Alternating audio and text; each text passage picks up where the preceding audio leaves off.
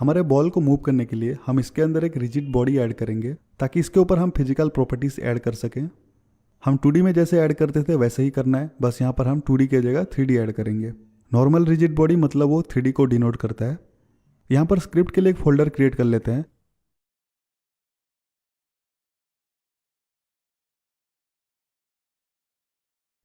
और अब एक स्क्रिप्ट क्रिएट करेंगे बॉल कंट्रोलर।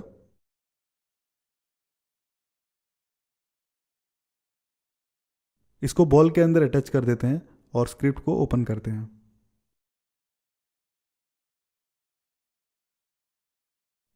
बॉल को हम यहाँ पर WSD की के थ्रू आगे पीछे लेफ्ट राइट मूव कराएंगे। बेसिकली हमें 4 डायरेक्शनल मूवमेंट क्रिएट करना है, लेकिन उससे पहले हमें इनपुट के बारे में अच्छे से समझना पड़ेगा, उसके बाद ही हम इसको अच्छे से यूज़ कर पाएंगे। तो पहले हम इनपुट के बारे में थोड़ा अच्छे से समझ लेते हैं, उसके बाद हम आगे का कोड करेंगे। प्लेयर से हम कैसे इनपुट लेते हैं ये मैंने आपको फ्लैपी वाला गेम में बताया था। अब उसको हम थोड़ा सा और डिटेल में समझते हैं। यूनिटी में 2 टाइप का इनपुट सिस्टम है, एक है ओल्ड इनपुट सिस्टम, दूसरा है न्यू इनपुट सिस्टम। जब हमें एक ही साथ मल्टीपल डिवाइसेस के लिए गेम बनाना हो तब हम यूज़ करते हैं न्यू इनपुट सिस्टम को। वो थोड़ा सा एडवांस टॉपिक है तो इसलिए हमें उसको अभी जानने का ज़रूरत नहीं है। नॉर्मल प्रोजेक्ट्स के लिए ओल्ड इनपुट सिस्टम काफ़ी है, आप इससे किसी भी टाइप का गेम बना सकते हो। एक बार आप ओल्ड इनपुट सिस्टम को अच्छे से समझ जाओगे तो फिर आप जब फ्यूचर में न्यू इनपुट सिस्टम के बारे में समझोगे वहाँ पर आपको उतना दिक्कत नहीं होगा। तो ओल्ड इनपुट सिस्टम के बारे में हम थोड़ा सा देख लेते हैं। अगर आप प्लेयर सेटिंग के अंदर जाओगे, प्लेयर को सिलेक्ट करेंगे और फिर नीचे स्क्रॉल करेंगे।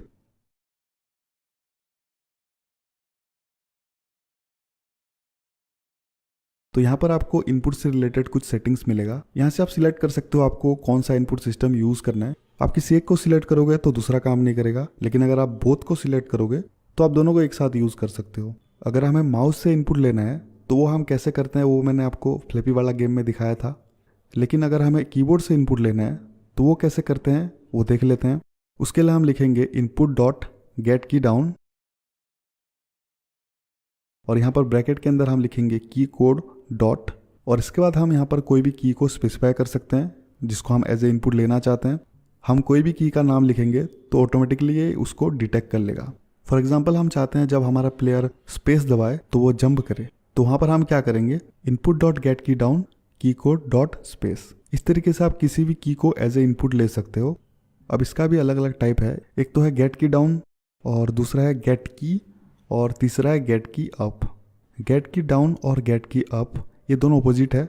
प्लेयर ने अगर कोई की को टैप किया तो वहाँ पर अगर हम उसको डिटेक्ट करना चाहते हैं तो हम यूज़ करेंगे गेट की डाउन। अगर प्लेयर ने की को प्रेस करके रखा है और उसको हम डिटेक्ट करना चाहते हैं तो हम यूज़ करेंगे गेट की को टैप करने के बाद प्लेयर जब उसको छोड़ देता है तब अगर हम कुछ कोड एग्जीक्यूट करना चाहते हैं तो वहाँ पर हम यूज़ करते हैं गेट की अप। अगर प्लेयर कोई भी की को दबाए और उसको हम डिटेक्ट करना चाहते हैं तो वहाँ पर हम यूज़ करते हैं एनी की डाउन। इसका भी एक वेरिएंट है, वो है एनी की, मतलब प्लेयर किसी भी की को अगर प्रेस करके रखेगा तो वो ट्रू रिटर्न करेगा। अब और एक टाइप का इनपुट है वो है गेट बटन डाउन। ये थोड़ा सा अलग है, यहाँ पर हम ब्रैकेट के अंदर बटन का नेम को पुट करते हैं। अब बटन नेम क्या है वो देख लेते हैं। अगर हम यूनिटी में एडिट के अंदर जाएंगे और यहाँ पर मैं क्लिक करूँगा प्रोजेक्ट सेटिंग को और इसके अंदर आपको एक कंपोनेंट दिख रहा होगा इनपुट मैनेजर, इसको क्लिक करते हैं। यहाँ पर एक्सेस बोल के कुछ लिखा हुआ है, अगर मैं इसको एक्सपांड करता हूँ तो इसके नीचे और भी बहुत सारे टैब खुल जाएंगे। ये सब एक एक बटन है। एक काम करते हैं, ये जो जंप वाला बटन है इस पर क्लिक करते हैं तो इसके अंदर आपको कुछ प्रॉपर्टीज़ देखने को मिलेगा। सबसे ऊपर है नेम, ये है बटन का नेम जिसको हम पुट करेंगे हमारा स्क्रिप्ट के अंदर। और अगर आप नीचे आओगे तो यहाँ पर और एक प्रॉपर्टी है पॉजिटिव बटन। यहाँ पर आप कोई भी की को असाइन कर सकते हो और जब प्लेयर उस की को टैप करेगा या फिर प्रेस करेगा तो ये वाला बटन एक्टिव हो जाएगा। फॉर एग्जाम्पल यहाँ पर अगर मैंने लिखा input dot gate button down jump तो ये रिफ़र कर रहा है हमारा जंप वाला बटन को, और जंप के साथ हमने स्पेस की को असाइन किया है।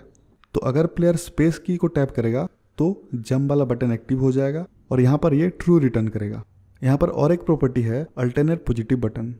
इसका मतलब हम सेम बटन को और एक की असाइन कर सकते हैं। फॉर एग्जाम्पल यहाँ पर अगर मैंने जे की को असाइन कर दिया, इसका मतलब अगर प्लेयर स्पेस को दबाएगा तब भी प्लेयर जंप करेगा और अगर वो जे की दबाएगा तब भी वो जंप करेगा। यहाँ पर और एक बटन है फायर 1, अगर मैं इस पर क्लिक करता हूँ यहाँ पर आप देख सकते हो जो पॉजिटिव बटन है वो है लेफ्ट CTRL और जो अल्टरनेट पॉजिटिव बटन है वो है माउस 0 मतलब लेफ्ट क्लिक। तो यहाँ पर मैं इधर लेफ्ट CTRL दबाऊँ या फिर लेफ्ट क्लिक दबाऊँ, दोनों ही केस में फायर बटन एक्टिव हो जाएगा।